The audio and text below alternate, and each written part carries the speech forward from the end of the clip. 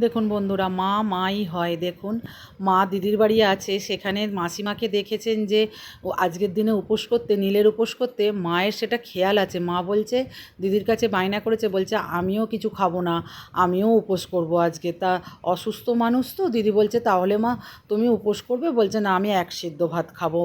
তো যাই হোক, মা এবার দিদিভাই কি করবে, মা ওই জন্য মাকে নিয়ে দিদিভাই একটু তুলসী তলায় দুটো মোমবাতি জ্বালিয়ে দিল, দুই ভাই বোনের নামে আর কি, ছেলে মেয়ের নামে মা মোমবাতি দিল।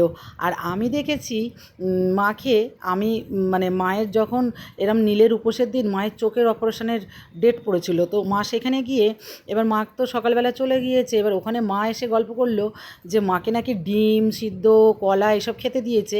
তো মা সেই ডিম সিদ্ধটা খায়নি, হাতে নিয়ে বসে আছে।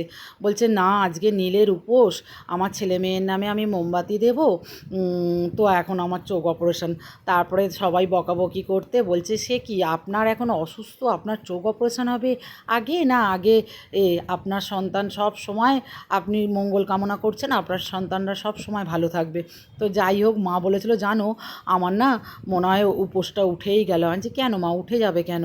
আর তাছাড়া আমার এখানে থাকাকালীনও আমি মাকে উপোস করাই না, আমি এইভাবেই মাকে মোমবাতি জ্বালিয়ে দিই ঠাকুরের কাছে, বাবার কাছে, আর মাকে ওই সিদ্ধ ভাত করে দিই।